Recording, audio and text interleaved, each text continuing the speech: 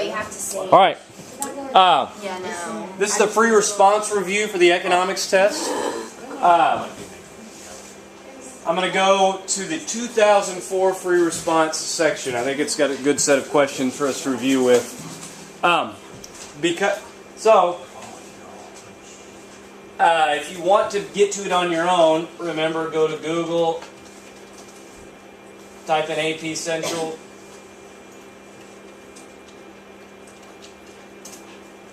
Click on just the top thing.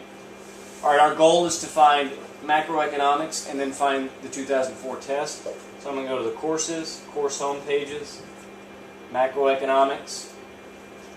Now, none of these others are going to make sense. I'm trying to find a test, so I go to exam, and under that, AP exam information. None of these others would make sense. AP exam information. I'm going to scroll down to 2004. Now, there's two copies of the 2004. There's normal and then Form B. We want just the normal free response questions, not Form B. All questions. So when you go there, I guess if you're following along at home, you can go there and have the questions in front of you. Otherwise, I'm going to be zooming in, so it's you'll be able to tell anyway. All right, zoom. Enhance. There we go. All right. So first of all, directions-wise, typically they give you 10 minutes for planning, meaning you're not allowed to start recording your final answers. You just outline time. They give you 10 minutes of outline time, and then you get 50 minutes to record your answers. So they divide up the free response into one double long one. The first one will be double long, and then two normal length timed writings. So the timed writings we took in class were about 12 minutes long. So the double long one you need to spend about half your time on, 25 minutes. The other two, which here, let me scroll down and show you the other two, they're shorter. They need to be about 12 and a half minutes apiece. Now, of course, that's just rough estimates. You just make sure you get all the right, you answer all the questions, however much time it takes. Okay? Now, directions-wise, it says, make sure you don't waste any time reading the directions. It says you've got 50 minutes. It suggests you spend about half your time on the first question and then divide the remaining half between the next two questions. In answering the questions, emphasize the line of reasoning that generated your results is not enough to list the results. What they're saying is, often the question is, what happens to investment? Well, there's only three options. More investment, less investment, or no change. So they're not going to let you just guess. You're going to have to show why investment changed. Okay? You have to show how their question led to this, which led to this, which led to the change in investment. And make your logic obvious to the grader. Make sure your logic is in the right order. You don't want to say, Hall died, and therefore he jumped off a cliff. You want to make sure your logic makes sense. It goes in the right order. What's up? When we're writing on free response, how you wrote it, the up little I leads to down big I, is that acceptable? Or Oh, do yeah. you need to actually write Increase or decrease? interest? That's acceptable. All right. Now, increase INC and decrease DEC are probably better because, for example, when the aggregate supply curve doesn't actually move up, that's a decrease because it's up and to the left. So there, when I know that about aggregate supply, so when a supply, I usually write increase or decrease, but I never say up and down. Right and left, or increase and decrease. Up arrows and down arrows are okay. All right, that's what I'm going to do today. It says include correctly labeled diagrams if useful or required. They're almost always useful and required. Not always, but almost always. And explaining correctly labeled diagram must have all axes and curves clearly labeled and show directional changes. Meaning, on your graphs, a lot of your points are going to come from graphs. A lot of your explanations, your line of reasoning will be the graph itself. Make sure that both axes are always labeled. If you draw a curve, label it. And make sure that when something moves, you show an arrow with the direction of movement. All right? So, and make sure you answer the question. Don't make the grader go into your graph and draw a dotted line for you to say, well, the equilibrium used to be here and the equilibrium is now here. The grader could tell that made the price go up. No. You show the grader. Okay. This says, the first one says, assume the United States' economy is operating at less than full employment. They didn't tell me to do anything there, but they did say, don't put aggregate demand at full employment. They said make sure and put it at less than full employment. When it's an aggregate demand, aggregate supply problem, they usually tell you where to put aggregate demand. Less than full employment in a recession, at full employment, or at more than full employment in a period of expansion or inflation. Okay? A says use there's a shock. A says use a correctly labeled graph, correctly labeled aggregate demand and aggregate supply graph to show the following. Okay? Full employment output, current price level. Okay, cool. We can do that. I'm going to go to the other board here. I'm going to draw my graph. I'm going to draw it nice and big and neat because I know I need room if they want me to make any changes. Different marker. I'm going to need room if they want me to make any changes. So, big with neat handwriting is a good idea. Okay, so price level, make sure I label the axes, GDP. I like the three-segmented graph. I try to, for aggregate supply, I like the three-segmented graph. I try to make sure I stay in this diagonal range because this range is a little weird because price level stays constant. It doesn't go up or down. This range is a little weird, this classical range, because GDP is stuck. So this is probably the most realistic range. A lot of times the AP test will zoom in on that and just say, okay, aggregate supply, just think about that range right there. Okay? I like the three segments, but I try to stay in the diagonal part. So, said label full employment output. So about halfway up the diagonal segment. Either label it QF, which is an acceptable abbreviation, or you could just put GDP FE, or if you're nervous about, oh, is that an accepted abbreviation? If you're trying to abbreviate something and you're wondering, is that a good abbreviation? Just write it out. Then you don't have to worry about it. Okay? So there's full employment, I labeled that. And current output and current price level, I haven't put aggregate demand up there. That's going to determine output and price level, and I need to be at less than full employment. So over here, aggregate demand. Alright? And there, is that good? I know you're good, smart economics students, and you can tell where current output and price level are. The question asks, in A, show current output and current price level, you can tell. The grader can tell too, and they won't give you points unless you go ahead and show them. Go ahead and show them current output. GDP, I might even write current. Be like, alright, no doubt about it, grader, that's the one we're at. Current output, or I could just put GDP 1, that'd be fine too. Okay, and here's price level 1. Okay, so I've answered part A. I always go in order because they typically build on each other. They typically make me draw a graph, and then they say, all right, do some stuff with that graph. Identify an open market operation that could restore full employment in the short run. If we're not at full employment, what open market rate operation could put us back at full employment? All right, here's some things that would restore full employment. You tell me what's wrong with them. More governments, let me point back at my graph. More government spending would move aggregate demand to the right, back to full employment. Less taxes would cause consumers to spend more and move aggregate demand to the right, back to full employment. Both of those are fiscal policy. Lowering the discount rate would increase the money supply and lower the interest rate and increase investment, move aggregate demand back to the right. Lowering the required reserves would move aggregate demand back to the right. All of those would put us back to full employment. What's wrong with all of them?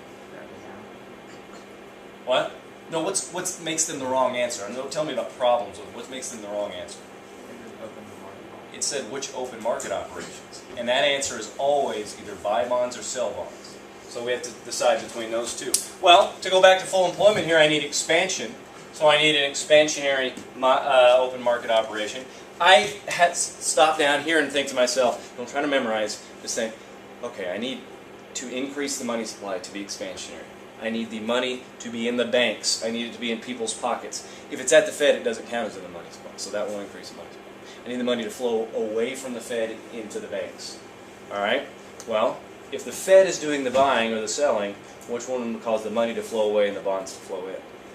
When the Fed buys bonds, does money flow away from them and the bonds flow in? Oh yeah. So that would buy bonds. That's the answer.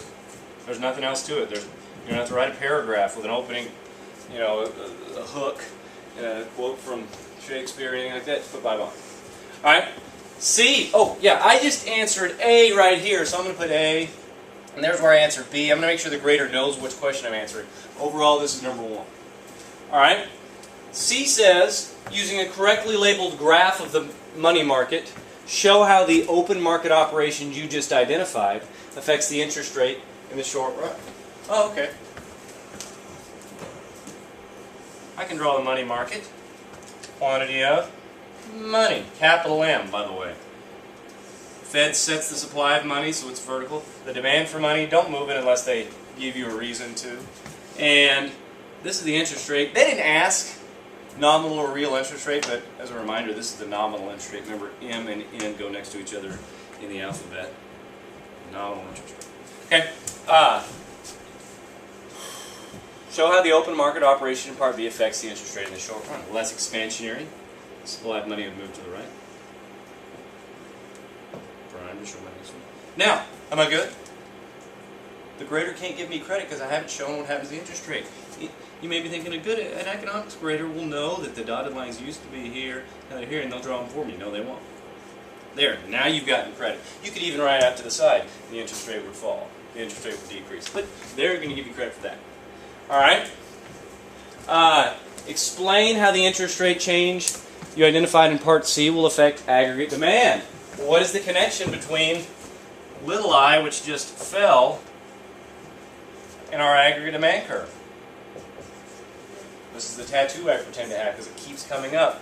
Less interest rates mean businesses can afford to go take out those low interest rates loans and buy capital.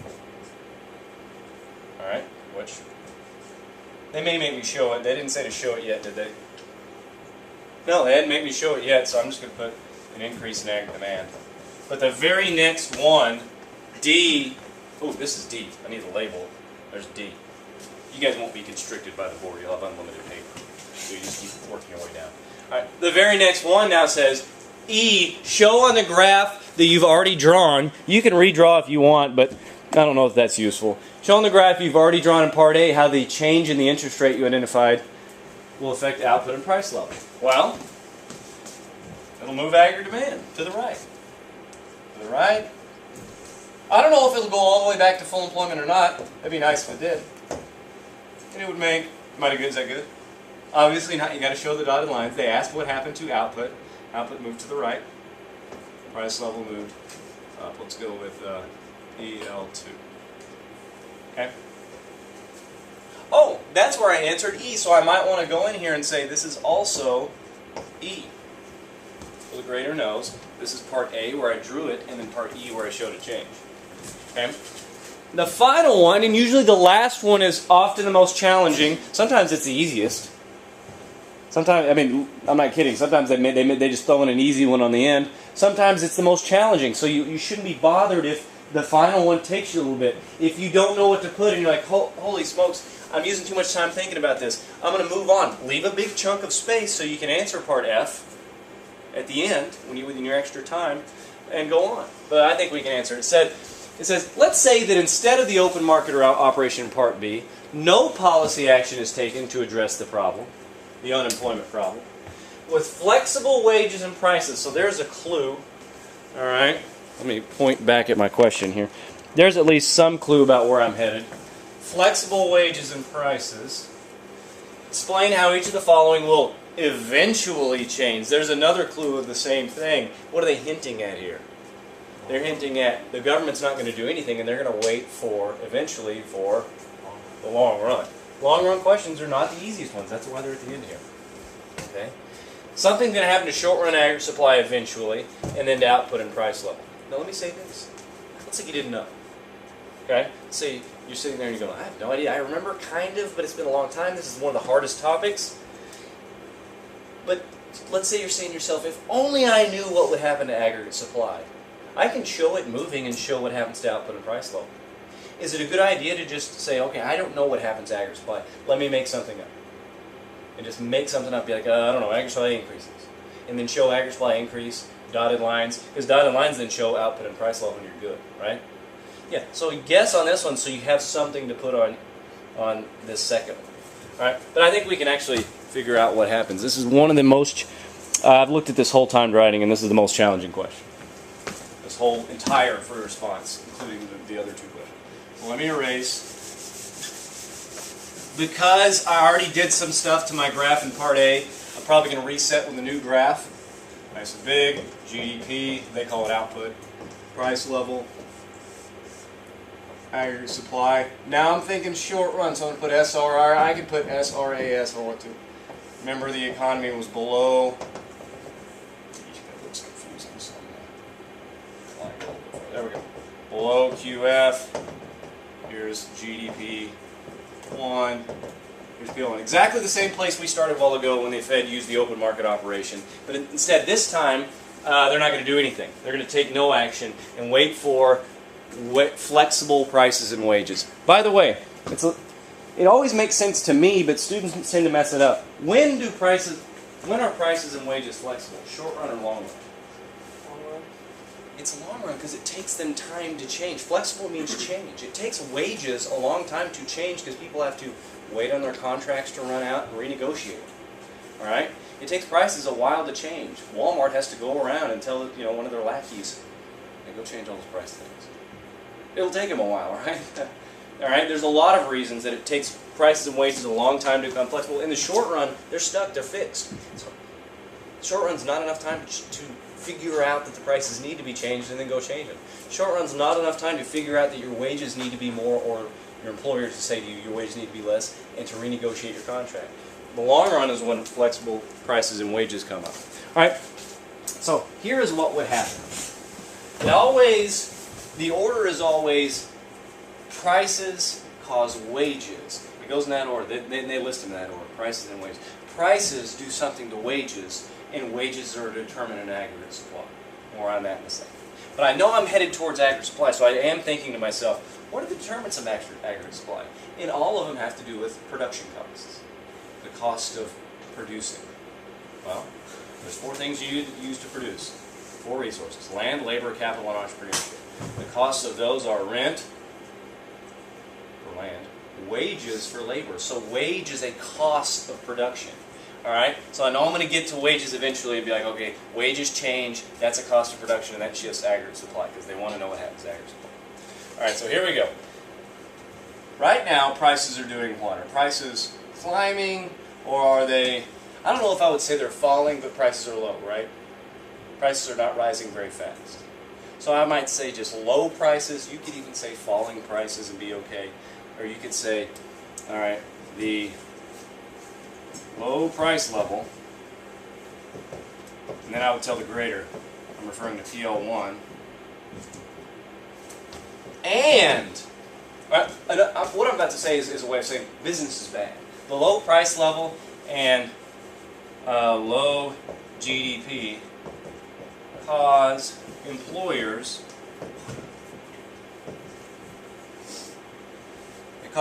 to go to their employees. I'm not going to write all this. To go to their employees and say, look, we're not charging very much. We're not selling very much. We have to give you a wage reduction. Employers to reduce wages. I probably mentioned, and this will only happen in the long run. It takes a long time for that to happen. Cause employers to reduce wages. The AP rubric is just looking for wages are going to go down. The low prices cause the wages.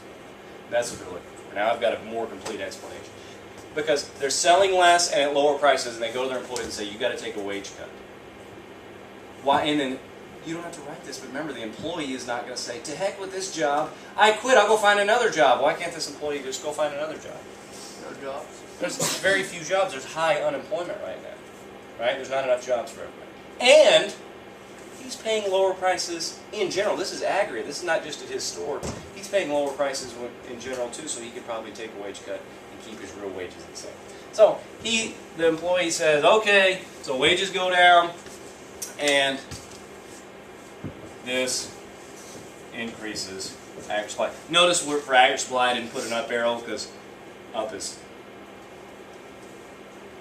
less. So I want to increase. I'm going to move to the right. Does it ask me to show what happens? It doesn't ask me to show what happens, but I need to answer the last question.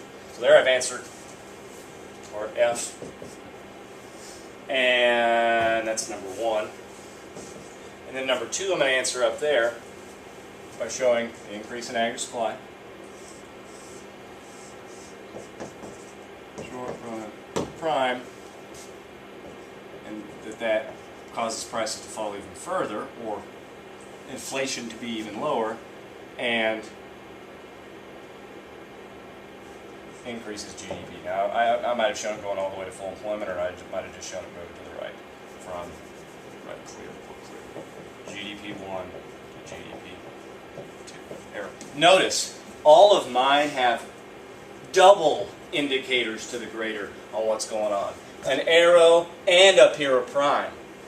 GDP 1, GDP 2, and an arrow. PL1, PL2, and an arrow, just to make sure that I don't forget that. Now, if I answer the question, some people, you guys are real thorough. Y'all might want to go in and say on number 2, I answered F2 right there and right there. What happened to output and price level? But you might put less output and lower price level C graph. Just if you're worried about the grader finding your answers on your graph.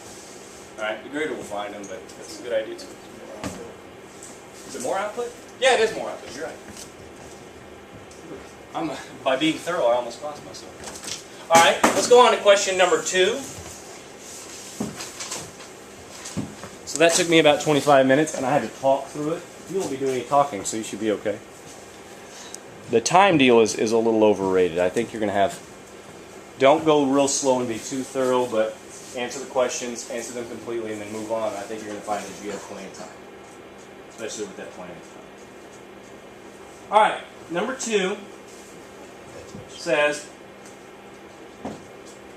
assume that the national savings in the United States increases. Explain this effect, the effect of this increase on the real interest rate in the United States. Okay, so good.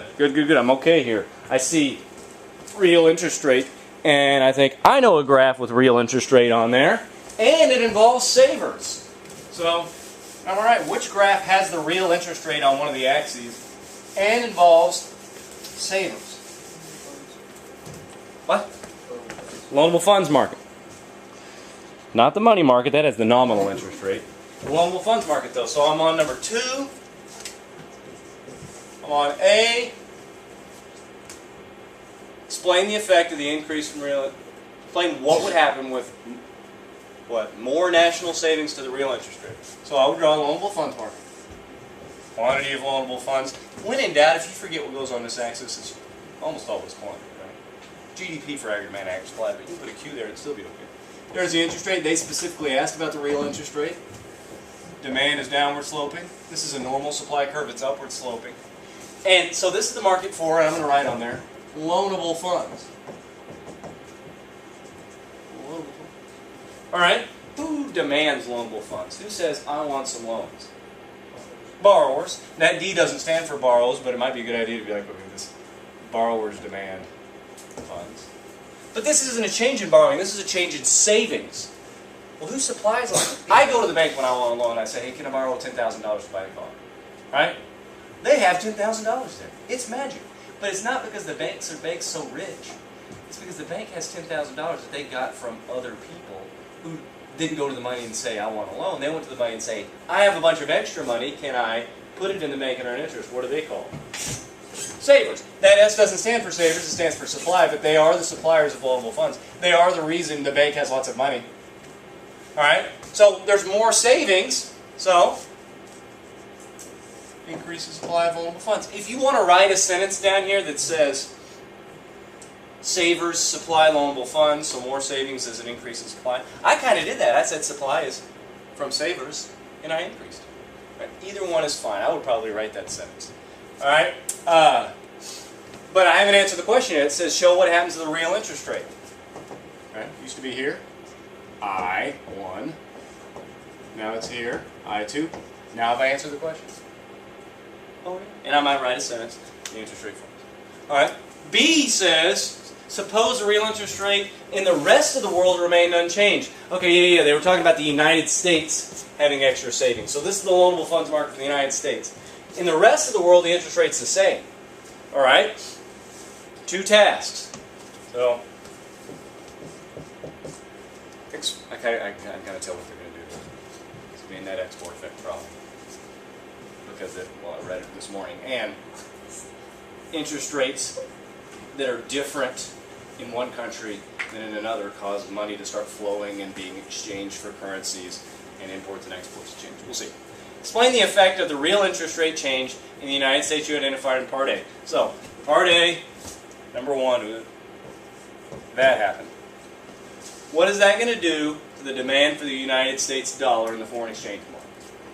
Well, this is the little phrase that a lot of people have trouble memorizing. This is reviewed on the video called Beene Economics Review Extra. At the end, we review the net export effect. Okay? If you're saving your money, now you're not borrowing. Now you're saving your money. Do you like high interest rates or low interest rates? High interest rates. Alright, do you like these interest rates in the United States? So, if you're a Canadian person, or someone in Mexico, or somebody in Europe, or somebody in Japan, and you're seeing these low interest rates in the United States, you might think, I'm not going to save my money in the United States banks or United States bonds, United States financial assets. I'm going to save my money in one of those other countries where the interest rate hasn't gone up, right? So when they decide, I don't want, here's economics for I don't want, less demand for dollar-denominated bonds, you could say U.S. bonds. When they decide, we don't want those low-interest U.S. bonds, what do they also not need to buy them with? Because they're not buying them like they used to. Less demand for dollars, which depreciates the dollar. Notice less demand for dollar is not the final answer. Oh yeah, it is. It said, what happened to the demand for the dollar? Cool.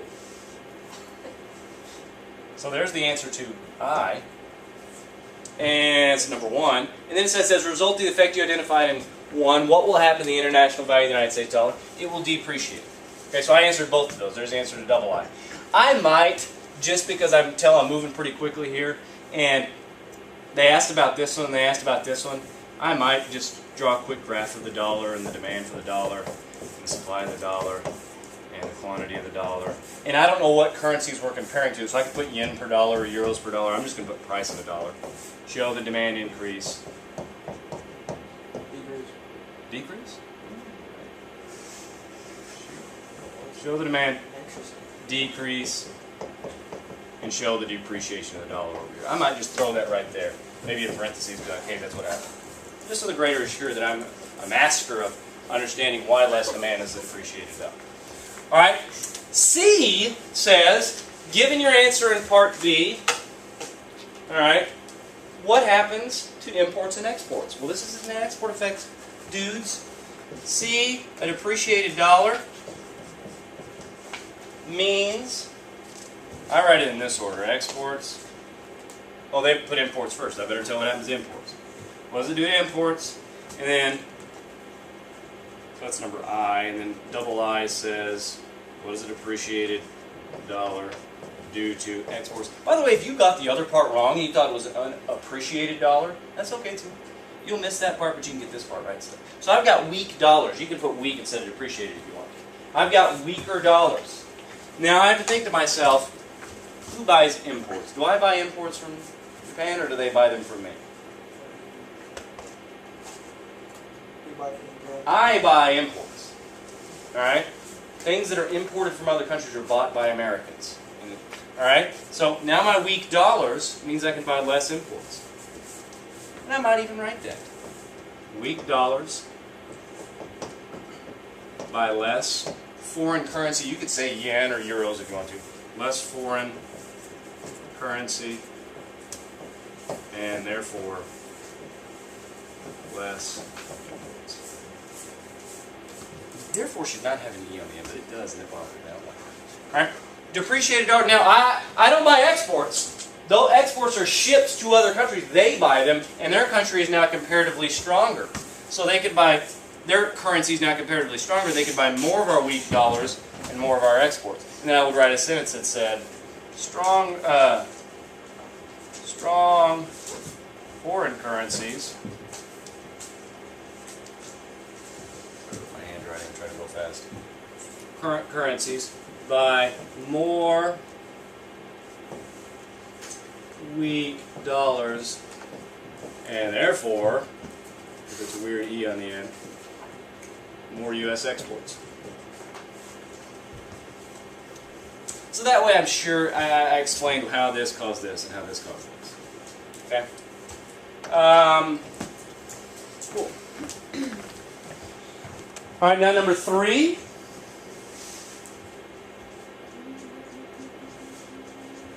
think it took us less than 10 minutes. And I wrote extra sentences just to make sure. Oh. Number 3 says is about the Fed buying bonds and from Clark Consulting Services, which then deposits the money in the bank. The Fed buys those bonds. They can buy them from anybody. They buy them in the open market. Whoever is a seller, I guess in this case some consulting service was a seller. They can buy them from banks. They can buy them from individuals. The Fed buys bonds, and that money eventually makes its way to a bank. This question does a good job explaining how it would make its way to the bank. And the money supply increases. The bank loans a chunk of that money and keeps the rest. The next bank loans a chunk of that money and keeps the rest, etc. So, how does this money make it to the bank? Well, the Fed buys $5,000 in bonds from Clark Consulting, which then deposits its money in a checking account. That's how it makes it to the bank. Whoever got the money takes it to the bank. What if they spend it? What if they spend it on hats? Well, the hat store guy puts it in his bank. Or he spends it on sandwiches, and the sandwich store guy puts it in his bank and makes it to a bank. Alright? I hadn't asked me a question yet. A says, as a result of the Fed's action, this is a weird question, what is the change in the money supply because the Fed bought $5,000 in bonds if the required reserve ratio was 100%? Let's go over here. A little low on batteries. So we'll have to hurry. 3A. So the Fed bought bonds. Is the answer 0? You might be like, well, the multiplier is 0. 100% required reserve ratio would mean the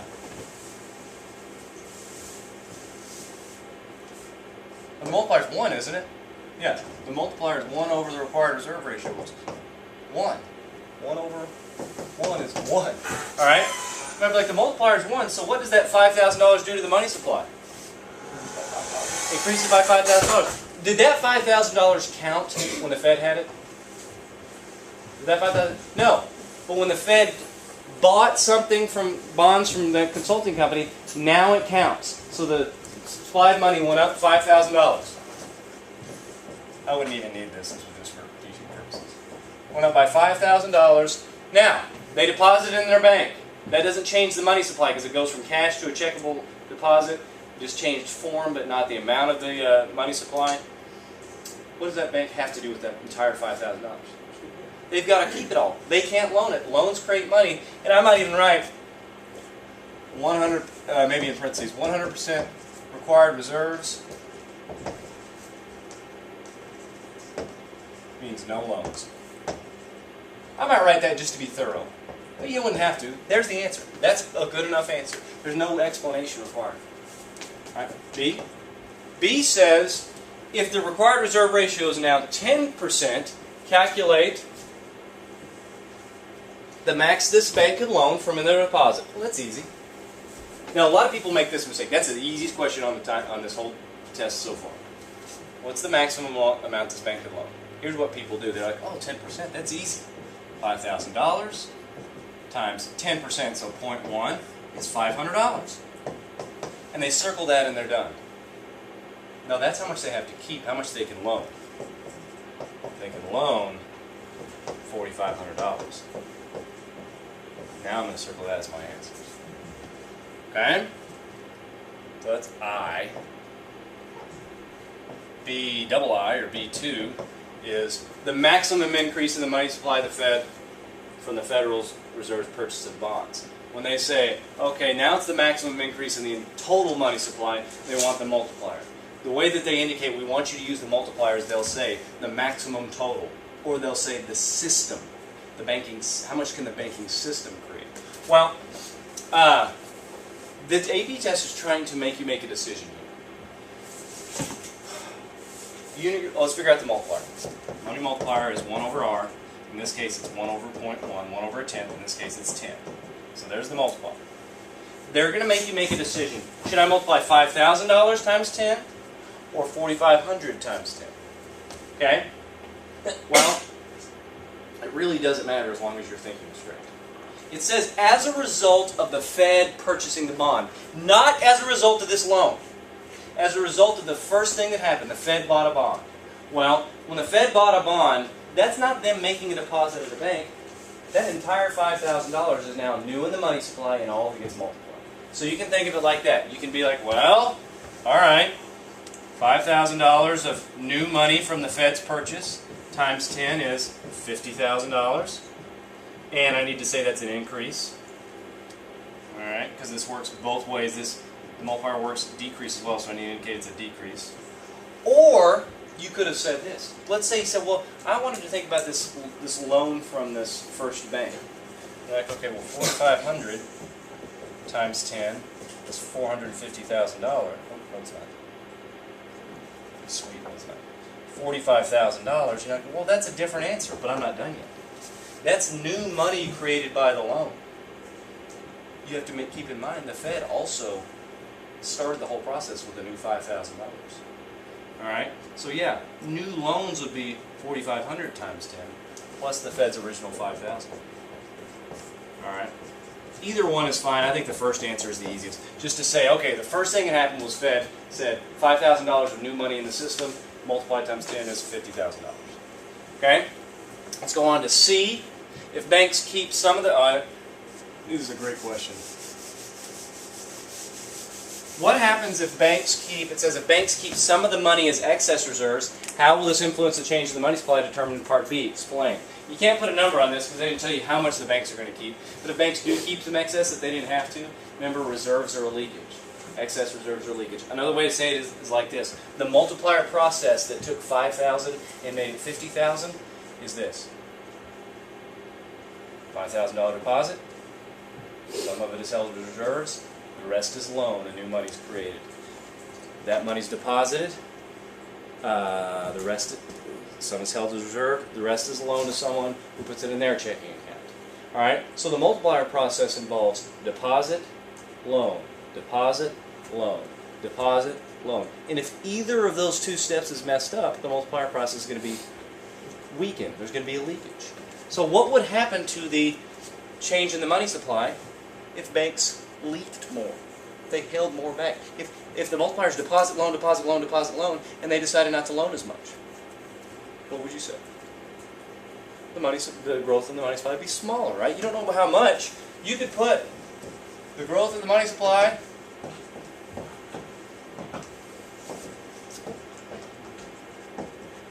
would be smaller. You might think, well, that's just simply an answer without an explanation. So I would probably want to add an explanation. There's a couple of things you could say. You could say, because, you could say, maybe in parentheses, excess reserves are a leakage. Excess reserves are a leakage from the multiplier process. This is called the money multiplier. There's a different one called the spending multiplier. Don't confuse me with that. Excess reserves are a leakage from the multiplier process. You could say banks will loan less if they're holding excess reserves. That's another explanation. Because loans create money. They're saying the same thing. All right. D says, now if the public decides to hold some of the money in form of currency rather than demand deposits, how will this change it? It's the same question, except now they're not remember the multiplier is loan, deposit, loan, deposit, loan, deposit. They're not asking about the banks and their loans and them choosing to not loan. They're asking about the depositors and their deposits, and they're choosing not to deposit. So it's the exact same answer, except, so the growth in the money supply would be smaller. This time, why? So this is another reason I would add in these whys. It's because these answers are exactly the same, so this has its own why. Excess reserves are a leakage for the multiplier process. You could say cash is a leaker for the multiplier process. Or you could say, I would probably say, if depositors, maybe I would say individuals, people, let's say people do not deposit money, banks can't create money with loans. You could even say the multiplier process is deposit and then loan, and if there's less deposits, there's less loans and less money creation. A smaller multiplier. Alright? Either one of those is fine. It's a great question. They did a good job writing that question. That's the entire review. Does anybody have any questions about this one or any others before I shut down the video? All right, this is going to be called Beene Economics Review 7. All right, dudes. Go home and watch those videos and study.